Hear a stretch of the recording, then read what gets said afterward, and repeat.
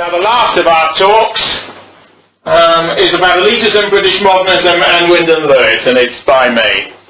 Now, Wyndham Lewis is a paradoxical figure in all sorts of ways, because you could argue on one trajectory, certainly from a very traditional and perennialist one, that Lewis is actually a part of everything that exists now.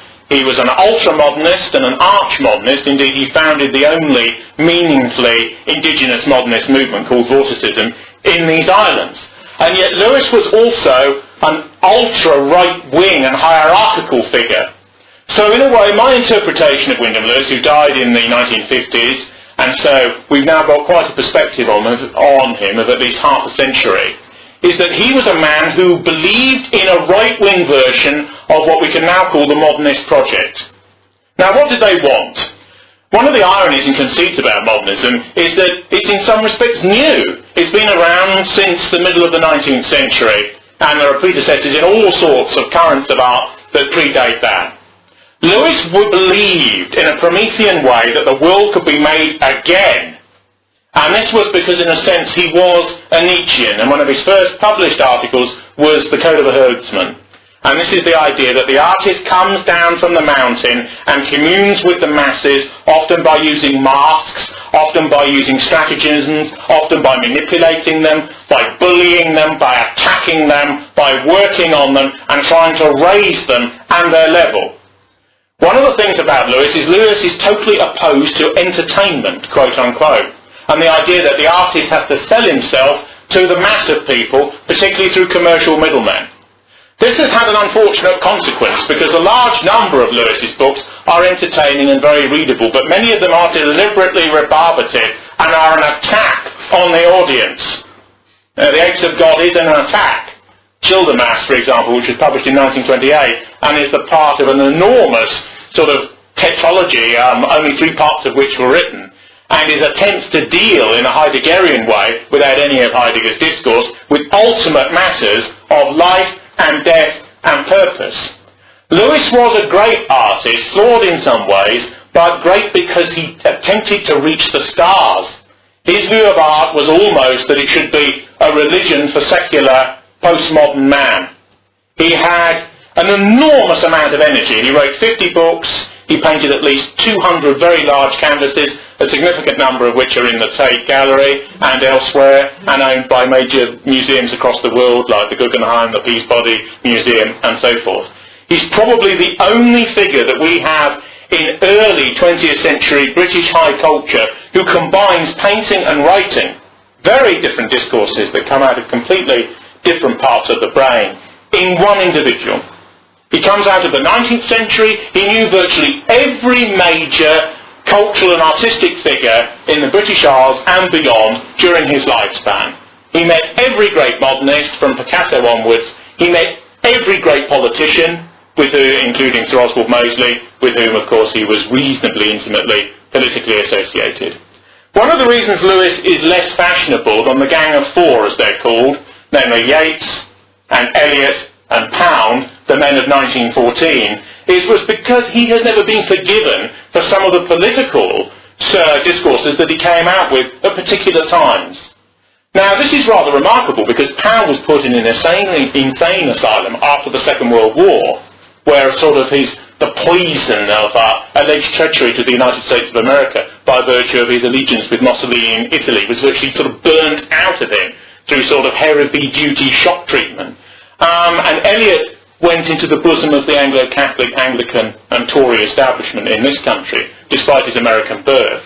And Yeats, of course, more than made his peace, but was a part of the new Irish Republican dispensation in the state that became the Irish Republic after De Valera and was the Free State before.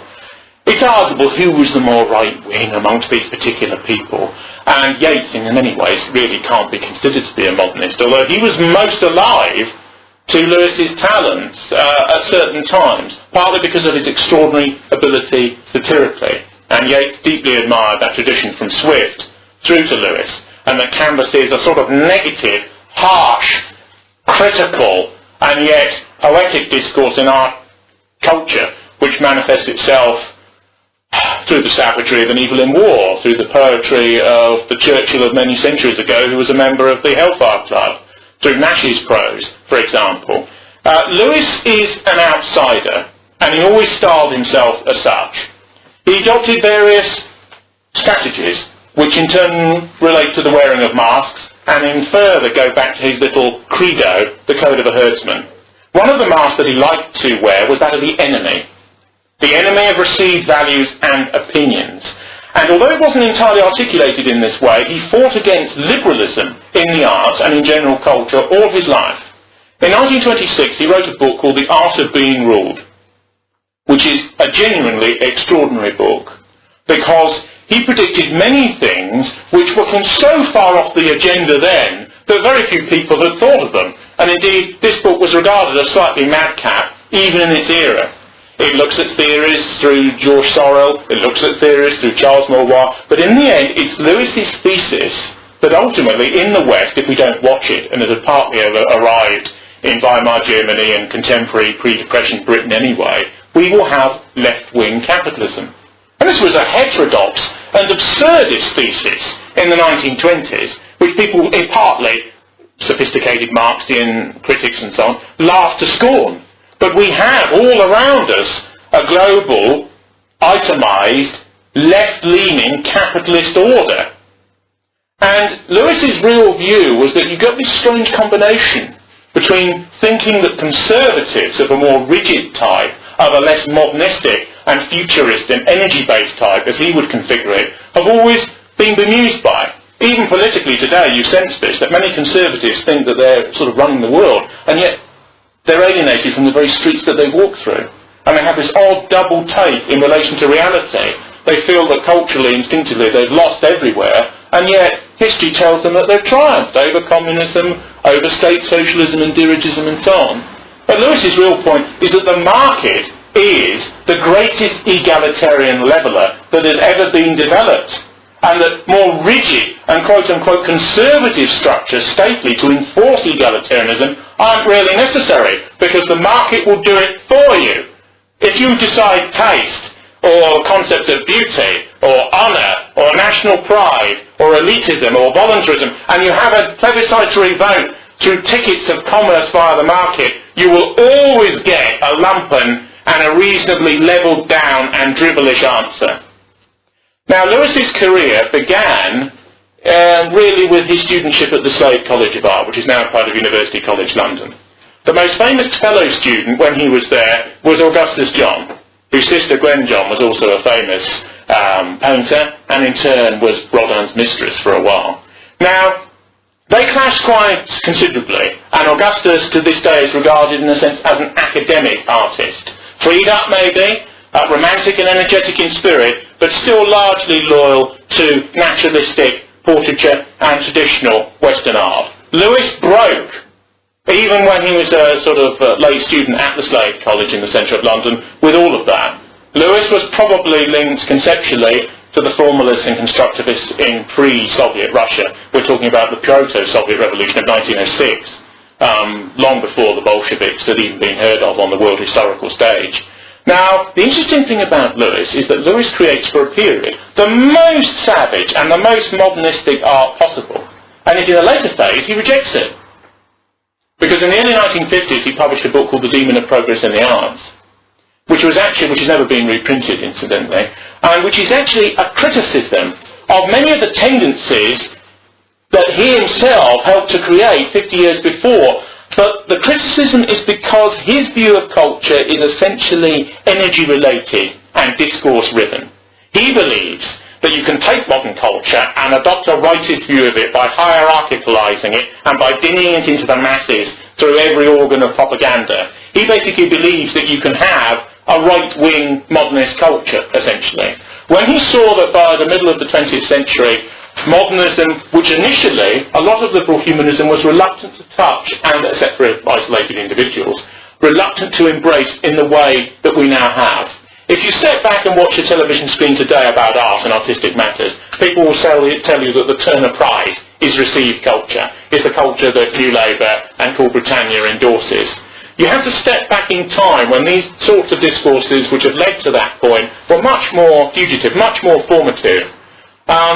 in a way there's a subtext to the politics of art in the 20th century which has never really been explored. Whenever modernism is taught in universities, the political partiality of many early modernists, Celine in relation to writing, certainly ultra-modernist writing of the sort exemplified by Beckett or Joyce, Pound in relation to the hard-edged, semi-classical early modernity of his Imagist movement, and many, many of the others, their incorrectness politically is always slightly elided over. They are crucial to the modernist project and experiment, and they therefore cannot be voided from it. But there is a reluctance to admit where their politics began and where it ended. There's a school of what's called deconstruction, which is a late type of linguistic theory, whereby all culture is considered to be relative and the play of words and signifiers. It's the latest of the most destructive types of critical theory which have convulsed the Western Academy during the course of the 20th century. Now, this school produced a particular variant in the United States, at the College of Yale, and is known as the Yale School of Deconstruction. Frederick Jameson, who was a prominent professor there, wrote a book on Wyndham Lewis called Wyndham Lewis, the Modernist as Fascist. And of course, that in itself is a paradox, because to many minds, the radical right and modernity, or radical modernism, would appear, superficially speaking, to be antithetical. Yet all of these ultra-modernists that I've just listed in their early formulations at the beginning of the 20th century, 100 years ago, were ultra-right-wing and were anti-democratic. Why have artistic movements that were championed by many of these people and other lesser lights of a similar ilk come to mean the exact reverse of what they postulated a century on, without falling back into traps like the quote-unquote revolution betrayed and so forth? In many ways it's complicated, and a particular key text that we need to look at is a Spanish work by Ortega y Gasset called The Dehumanization of Art, which was one of the earliest statements of right-wing modernism. In this work, this particular Spanish philosopher says that he likes a modern art which is a break from the past and is an attack upon the sensibility of the people. He likes modernism because the people don't like it. He likes it because it sort of looks like material that's landed from outer space, essentially. He likes it because it's misanthropic, and because there's a strong element of that in artistic creativity. This is a very insightful point, because if you ever move in the circles of the arts, the bulk of the ideological trajectory is, and has remained, well to the left. But if you associate with a lot of artistic people for a long time, you realise that art isn't really about an empty-minded and globalist love of humanity. All artists compete savagely with each other, they're obsessed, many of them, with fame, and although they're not materialistic people, they'll take what they can where they can get it. And there's a sort of interesting inhumanism about all custodians of beauty, even if certain people, both absolutely and relatively, don't believe that what they're producing is beauty. Now, the modern movement, in a sense, became by default the cultural vanguard of contemporary liberal humanism, because the radical right has become associated retrospectively with the aesthetic discourse of National Socialist Germany, which was neoclassical, and looking back. Whereas the partial modernisms that were partly agglomerated into the states of an authoritarian rightist character in Portugal and in Spain and in Italy have partly been shunted to the side or disprivileged. Let's take the Soviet example and its many satellites throughout the Second and Third World, now many of them collapsed, in the century that's just passed.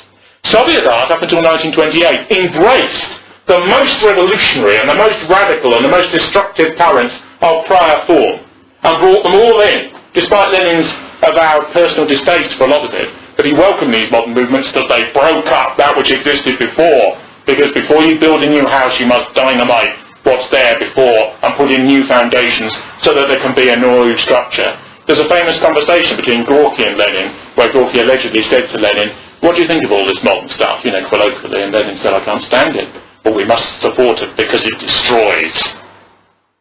The interesting thing is that in 1928, of course, the Stalinist dispensation, after Trotsky's purging and the purging of his left opposition from the Soviet Communist Party, reversed this cultural flow. And a cultural restoration of traditional artistry came sweeping in. And many of the modernists who saw the way the wind was blowing suddenly altered the way that they composed and wrote poetry and wrote novels and so on to fit in with this new wave. Now, in the middle of this, liberal humanism, which deep down has had many, many doubts about the elitism and the misanthropy of elements of the modernist project, post-Second World War cleaved to radical modernity. And you see a clique all over the world, whereby the most unlikely cultural people, from sort of Prince Philip onwards, evince a liking for modernist painting and sculpture. You see it almost as a glacial thing, right across the Western establishment. There was even a deeper subtext to this, because in the early 1950s, the Central Intelligence Agency, believe it or not, actually put money into the sponsorship of abstract expressionism. You can imagine these bullet-headed types in sort of Georgetown and so on, and CIA based in Langley, Virginia, holding abstract expressionist paintings upside down, because who knows which way they're up, you know, and wondering how many dollars they should invest in this sort of thing. And they bought into an ideology about this, that the Soviet Union was restrictive and reactionary and wanted to go back where sunny America was the new uplands of freedom and participation and democracy, and everyone could throw the paint on and do what they liked. And we were for freedom, not these old hidebound forms, and you can see them not really agreeing with it, but thinking it was a good propaganda line. And so by a strange sort of reverse process in the liberal West, which is now post the Soviet Union's collapsed, superficially triumphed all over modernity, a levelling down to the lowest common denominator of the pre-war modernist space, or virtual reality space, or moral cyberspace, has occurred. So in a way, all of the early modernists who wanted a new world and were full of energy and belief and anger and pain and power as beauty, which is what this modernist aesthetic really amounted to, have fallen away. And we're left with something like the Turner Prize, which is sort of is interesting and yet ironic, because of course this prize indicates the fact that modernism has died, and died quite far back in the 20th century in terms of its own internal vitality, never mind any attributions that may be put upon it from the outside.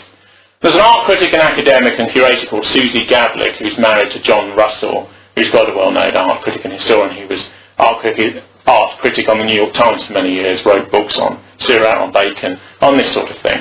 Now, she wrote a book in the 1970s called Has Modernism Failed?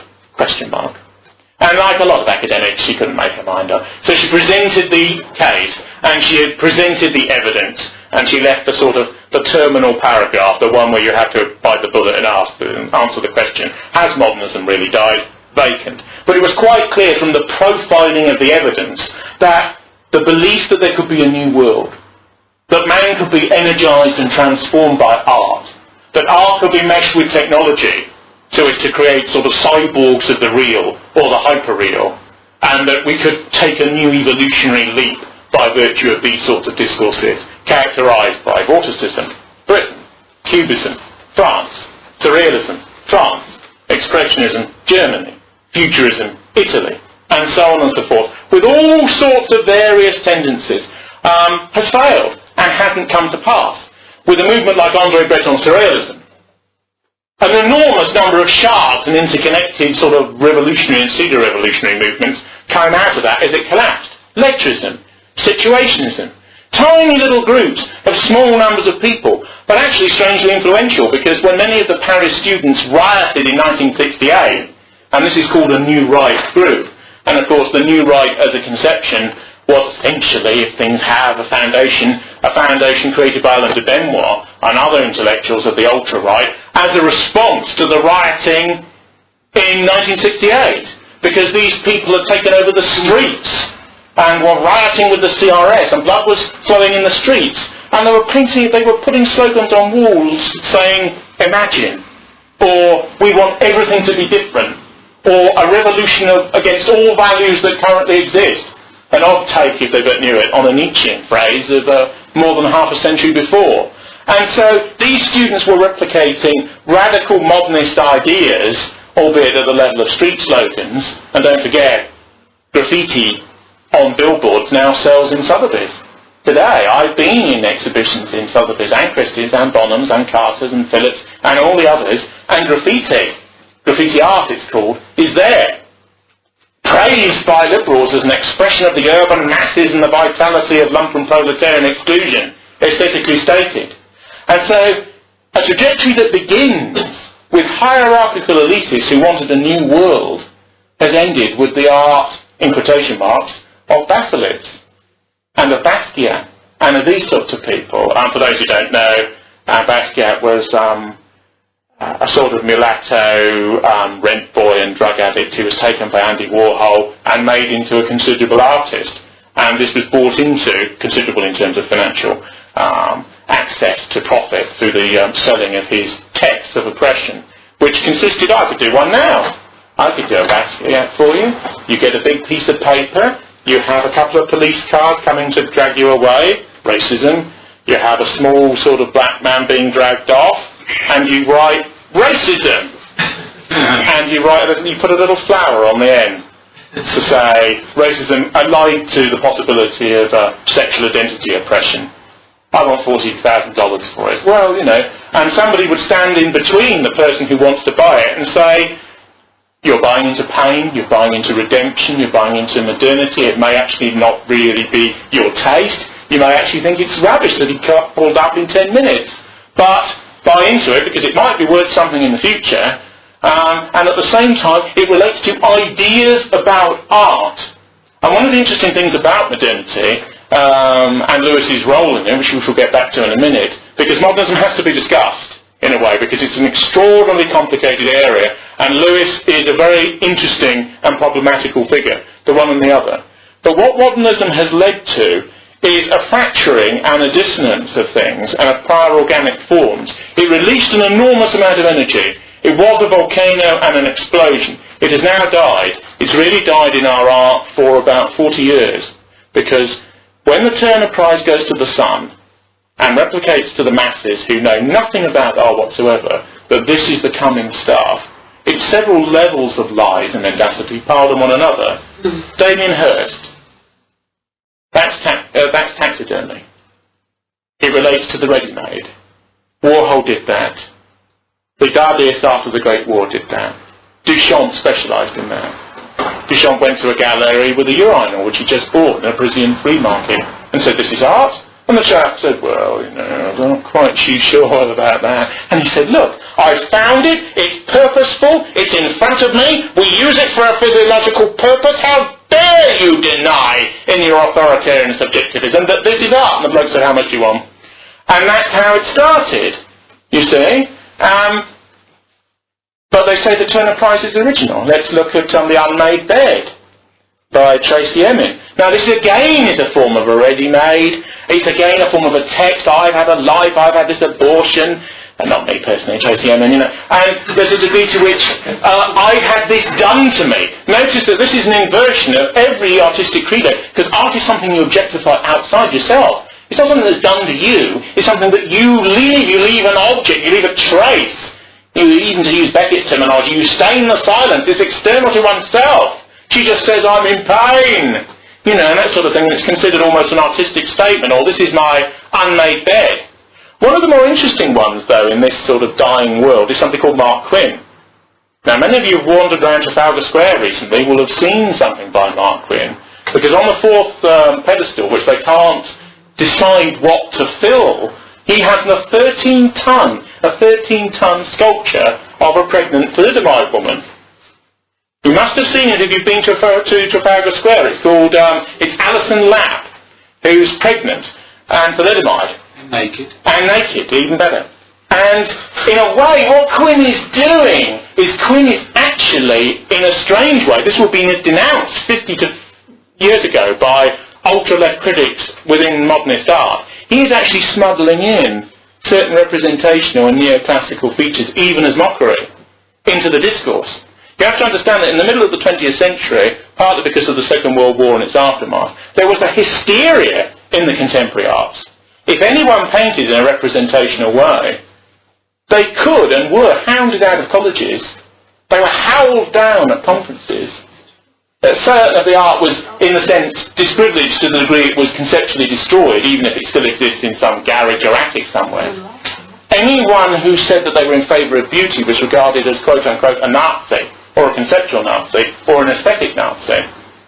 And the irony is that that sort of extremism, of course, buck the market, because ultimately there was a reductio ad absurdum here. With many of the abstract expressionist painters before big museums came in for their work, many private dealers were exhausted, if you like, and didn't want to buy any more. And a new movement was found called pop art, which was sort of recidivistically popular. It rejected Clement Greenberg's theories. He was the main theorist of abstract expressionism, and they went back to Batman, if you like. They went for stuff the masses would like, because you could sell it. And many dealers around the world thought, thank God for that. We've got something that's recognisable and that's popular and that we can invest in again. So that was actually a retreat from ultra-modernist hysteria in relation to the sheer capitalism of contemporary art. Many people wonder why pictures sell, not just old masters, but many contemporary pictures sell for such ludicrously large amounts of money, if one is frank about it. Bearing in mind that 10% of all artworks are forged, in every category, at least. And everyone in the art business knows that. And the former head of Sotheby's, Mr. Taubman, was placed in prison in the United States of America despite saying he had 36 grandchildren and had to take 26 pills a day in order to live, because he had set up a corrupt cartel to prevent other people dealing with Sotheby's and Christie's in art. But art, some people wanted it to be a religion in comparison to the post-Christianity of the contemporary era. Other people see it as an investment for life, because artistic works have become a currency for the ultra-rich. And they are actually very little looked upon or viewed. They're stored in warehouses, they're stored in bank vaults. Many of the people never look at them. Onassis bought things, put them on his yachts, never looked at them again, even though millions of dollars have been expended on them. There was an enormous fire at the Saatchi warehouse in Leighton in East London a couple of years ago that burnt down most of the collection of Brit art, and the Saatchi share price fell slightly, but the Chapmans, who are famous for interconnected labyrinths of quasi-paedophile dolls which they glue together, said, we can do another one, damn quick. And Saatchi said right away, and several new ones appeared. But back to Wyndham Lewis, the nominal topic, subject of my talk. Now, Lewis, in my view, is a great genius within the culture that I've just described. His first major novel was a novel called Tar, which of course is an anagram for art and rat, because Lewis always liked the aggressive side to artistry. He always liked the fact that in some ways he was attacking the audience, although he didn't really accord with left-wing ideas that you attack the audience. The one thing you have to remember with Lewis is that Lewis was pathologically anti-bourgeois, and he was totally opposed to what he would do regard as the culture of sentimentality. You've got to smash the face of the bourgeois with your fist. This was his view. He's a right-winger, but he's not really a conservative at all. He's a revolutionary right-winger. The mediocrity of the majority of people, their total absence of taste, he wants to shake them by the throat. It's a very aggressive form of culture, and Lewis was, perforce, a very aggressive man. Pound once called him Wyndham, with a hyphen, because he was always casting anathema on everybody. And although Lewis, despite his termagant nature, was one of the few people who wouldn't break from Pound when he was incarcerated in a prison, which was an asylum, and when the lights were on 24 hours a day, as he was trying to write the P's and Cantos, just because he'd appeared on Italian radio. So, Lewis remained loyal to his friends, but his first novel was Tar. He expected to die in the Great War, and he fought at the front, and he fought in the Battle of Passchendaele. Lewis regarded the First World War as a revolution in the soul of man. He didn't think it was a war. He thought it was a climactic moment whereby machine technology invasively entered the human space. You would see 1,000 men charge towards some enclave, and 2 would be left afterwards, and their bones would be showered miles behind you because of the impact of the violence that was coming down on them. Lewis turned to people afterwards and said, this isn't a war. It's something else. It's the mass industrialisation of death within modernity. And he believed, as much of that generation did, that those who went through this were never the same. And one of the reasons, if you like, for the radicality of his modernism and his belief that everything should be changed is the belief of that generation, in part, that everything should be changed after what they'd been through. They weren't going to come back here and listen to the old men preaching about the same old stuff. They wanted a new world. And of course, one of the people who wanted a new world was Oswald Mosley, beginning as in class, to hierarchical terms as a Tory, then shifting over to the left wing of the Labour Party as the depression of the late 20s and early 30s loomed. And Lewis formed a bit of a cultural alliance with Mosley, although like all intellectuals and bohemians, Lewis was very wary about getting into bed with anyone. He wrote for British Union Quarterly, which was one of the BUS magazines of the 1930s, but he always kept a certain distance. But in the texts themselves, you can detect the fact that, like the other great modernists, Yeats and Pound and Eliot, Lewis has been demonised less because of association, less because of organisational joining or not joining, less because he spoke to this person or not, but because the texts are, in some respects, more right-wing, are more remedially and recidivistically incorrect, in inverted commas, than any of the others. Lewis's great thesis throughout this whole range of books, such as The Art of Being Ruled in 26, such as the satire on Bloomsbury and Sitwell domination of the arts in the media space, The Apes of God, in 1930, such as his analysis through the prism of Pareto and Machiavelli of the tragedies of Shakespeare, The Lion and the Fox, such as the short story collection, which came before the Great War, but that he actually brought into the post-Great War period and reworked and re-edited and reformulated and produced as The Wild Body in 1927-28, and an enormous number of other texts, such as satirical texts, which he'd almost write in half an afternoon. They were just countless. There were 18th century devices of spleneticism and rage, The Doom of Youth, which is actually based on a text by Evelyn Waugh's brother, Alec Waugh, called The Loom of Youth, and was about homosexuality in public schools. And an enormous number of right-wing, quote-unquote, pamphlets, which Lewis considered as destroyers, strange panzers that he allowed to loom up into some field and go careering over a cliff. One of them were 2 pacifist works written in the 1930s against war with Germany, which was then quite apparent. One was called Left Wings Over Europe, and another was called Count Your Dead! They are alive. You know, they're polemical works, essentially. Another book that caused a great deal of problems for everybody, which is almost completely forgotten now, is a book called The Jews, Are They Human? Which was actually based on a funny book. A book which was a sort of an Alan Coren book of the time, called The English Are They Human? By a German satirist. This is one of the many, many problems. We live in such a relative cultural space that things are taken completely out of context because there is no context from which to take them. Because you have to understand context, go back to another one, realise that it was in it, and relate it to something that was different.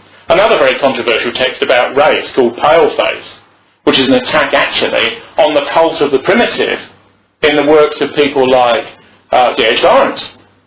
Lawrence and Lewis had a standing hostility to each other. And this is very ironic, but also metaphysically true. Because Lawrence is a pagan and a vitalist, but in some ways really a perennial heathen and traditionalist. And Lewis is a violent erupter of modern discourse. And although not a subjectivist and a relativist in pure terms, he is a Nietzschean. He believes that there is a separation between the modern and that which has preceded it. In a sense, what he's saying subjectively, in terms of his teleology in a way, is the idea that we don't know absolute truth. Absolute truths exist, otherwise everything is meaningless. But we cannot entirely configure them in our own destiny. We arrive at the understanding of the possibility of their configuration through struggle, through life, through dialectic, through reordering the energy within matter. It's the difference, if you like, between Nietzsche and Evelyn. And that's why the two of them would clash in the way that they did. And they detested each other, basically. Indeed, in D.H. Lawrence's Lady Chatterley's Lover, the depiction of her husband as a First World War veteran who's sort of castrated in a way, and she goes for a more virile man in The Gamekeeper, Mellors, and the fact that he likes this tubular modernist art that Lawrence feels is disgusting and maggoty and technologically based and without purpose, is, amongst many things, a satire on elements of the culture that Lewis represented. Don't forget, the great novelists and artists never pick somebody and say, that's Wyndham Lewis, I'm going to do a hatchet job on him. They use what Anthony Burgess in the post-war period called sense data. They take from 20 or 30 different sources and amalgamate an individual together. Now, in order to make a point, but it's a synthetic creation that's worked on the way that a writer will work on a number of manuscripts, 1, 2, 3. One of our previous speakers talked about Henry Williamson. He would actually rework a work 9 times before it went to the printer, and so on. So, Lewis and Lawrence quarrelled bitterly, because Lewis was a quarreller who quarrelled with everybody.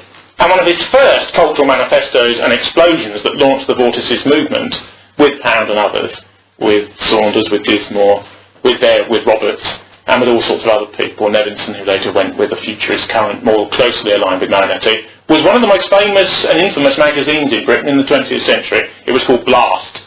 Blast. Issues 1, 2 and 3, because it came out of the Great War and came out of the energy of the Great War. Certain people were blasted, others were blessed, and this sort of thing, and this dialectic of approval and disapproval. And basically, Lewis was arguing for an authoritarian society based on Hellenistic norms, seen through the mist of contemporary technology. By Hellenistic norms, I mean that although there be discourses such as continuing Christianity and so on, that a degree of scepticism based on the possibility of truth is cardinal, in other words, freedom of thinking and genuine expression, not of the sort we get in the mass media now, is cardinal to Western identity and to Western thinking. One of Lewis's books in the middle career was Men Without Art, which is a sort of, again, a satire on Hemingway's book, Men Without Women. He would often take a title like this, wrench it out of its bearings, reformulate it in a molten sort of way. Everything with him comes back to Nietzschean ideas, because he believes that you work on a brain, you work on a text, you work on a mind before you. Everything's molten, and you sort of reconstitute it and create new forms and throw them out, and then it's on to the next one. It's a sort of Promethean attitude. A slightly demonic attitude in many respects, and he wouldn't have hidden from that. But when he produced The Demon of Progress in the Arts in the early 1950s, one, he was beginning to go blind, which of course for an artist and for an intensely visual person is a great affliction, possibly the greatest one there can be. He had a particular type of cancer that came behind the nose and pressed upon the optic nerves and gradually dulled both eyes, and you lost secondary vision, everything became misted, and finally they went. It's exactly the condition that John Milton had many centuries before. Now, when he was going blind, the one interesting thing about Lewis, because of his Nietzschean credo, was a total absence of sentimentality. There was no pity for the other, but there was no pity for himself either. One of the cardinal prerequisites, is true with a man like Bill Hopkins, who I discussed in one of my last talks, is the total absence of the ethic of self-pity. When he went blind, he was reviewing for the Listener at that time, reviewing fine art, and he just had a one-line paragraph saying, "I can no longer review because I am blind, Lewis." And that was it. A journalist, because the pervasive pressure of middle-brow journalism that states as it knows everything, but in actual fact is postulating on a tiny degree of knowledge, was already well underway in the culture of the 1950s. A journalist said to him, "Oh, Mr. Lewis, are you going to write anything more?" And Lewis said, "How dare you? How dare you say I'm not going to write anything more?" He said, "If I could see you, I'd throttle you." He said, "The lamp of aggressive voltage has turned inside. The mind has many mansions." And he was offered a choice by his doctors, because the sort of cancer he had can be eradicated now by laser surgery. But the doctors, because he distrusted all doctors, he regarded them all as quacks, so he'd get 10 opinions and then become confused. But the general melting down of the opinions was that if you went in with a knife, bluntly, to get this cancer out from underneath the brain, you would damage the brain. And Lewis said, "Life is the brain. Better to lose the sight than the mind." After he went blind, he wrote 6 books, and 2 were uncompleted on his death, including an enormously major work that in some respects, given the contemporary and rather faddish vogue for fantasy literature, has never received the kudos that it should, at least in my opinion. This is this Human Age trilogy, which is based on Dante's Inferno, because often when you want to go forward, you go back. Because when you confront death, and you confront ontology and being and purpose and meaning and absolute values, what are we here for? Is there any purpose? Will there be life after death? What can we expect? Does life have an ultimate meaning? Or is it contingent and purposeless and valueless, and we just choose one for ourselves, which is essentially all that Sartre's theory really boils down to. And Lewis began this enormous work with The Childermast in 1928, which was an extremist modernist book. I read it 3 times. It's an incredibly difficult read, it really is, because he's attacking the reader the whole time. He writes these sentences where the stress is between the punctuation marks in such a way as that the majority of people will give it up after a couple of pages, and he almost wants them to. But when he goes blind, it becomes a lot more accessible because you've got to write in a much more linear way. He said he used a dictaphone, but this isn't true. What he would do is he would have a board on his knee, he would put a ruler with rubber bands on either end, he would have a pen, biros were coming in, I suppose, and he would get to one end, and he would go back, and he would go back, and he would go back, and he would fill page and page and page, and then throw it on the floor. And Anna, his wife, would collect them up, and they'd be typed and collated. Now, obviously, a certain slackness and a little bit of repetition enters in when you're creating in that way, and few people had the temerity to suggest to W. Lewis, Esquire, that there should be any changes. But these are still an extraordinary series of works, given the state that he was in physically when he created them. Now, this particular series of works consists of the Childermas, which is his version of Limbo, and we'll come on to that in a minute. And you've got Malign Fiesta, which is his version of Purgatory. No, you've got Monster Guy, which is his version of Purgatory, and you've got Malign Fiesta, which is his version of Hell.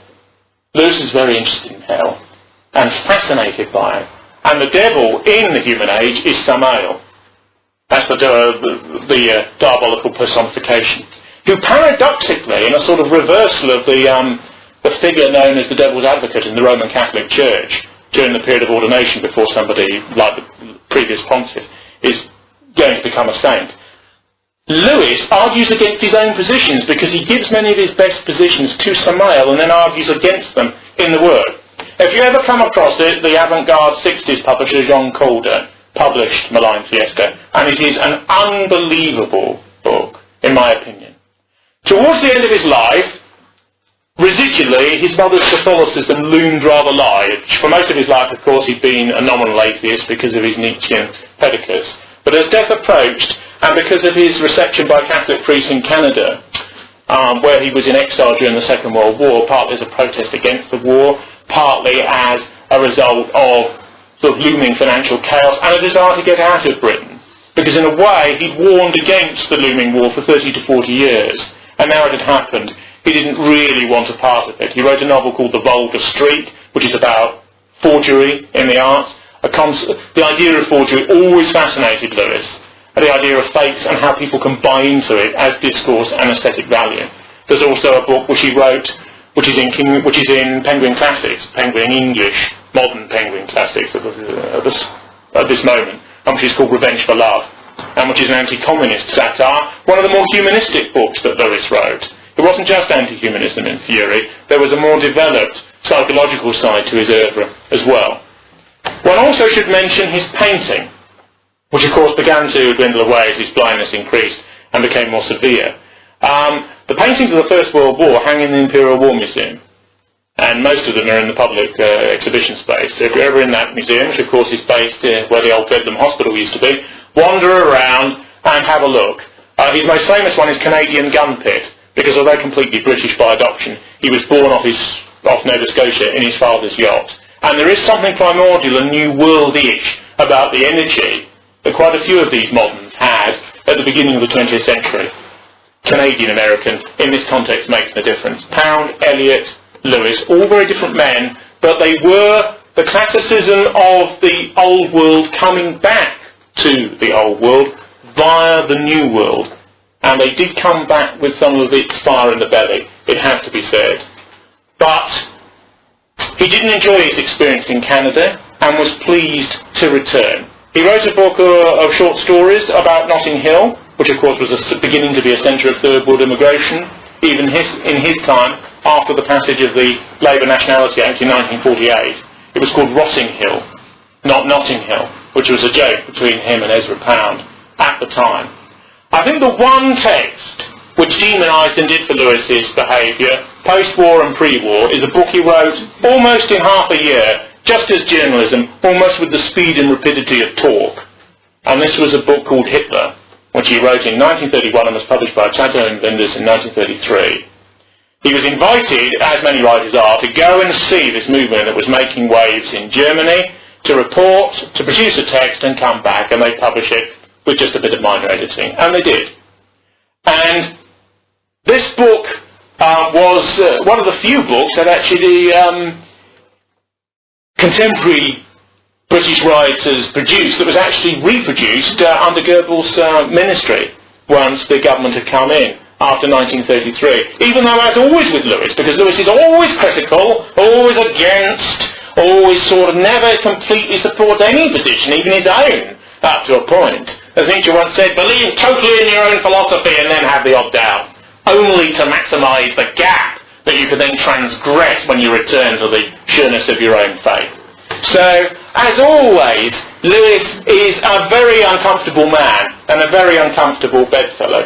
In the 1930s, he used to go to establishment parties with Lady Abercrombie and these sort of grande dame hostesses and so on. And if people weren't paying him attention, he'd produce a pistol and put it on the table.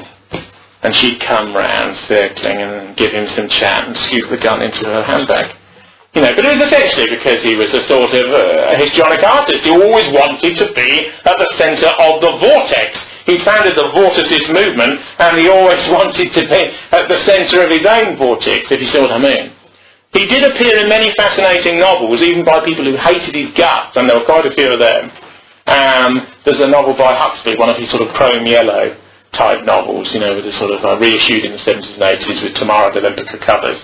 And there's a an Edith Sitwell novel, largely forgotten today. Because Lewis was a fascinating character. 6 foot tall, eagle-eyed, used to wear this enormous Spanish sombreros hat, tilted slightly to the side. He used to wear a cape, like Sandeman Port, and he used to sweep around.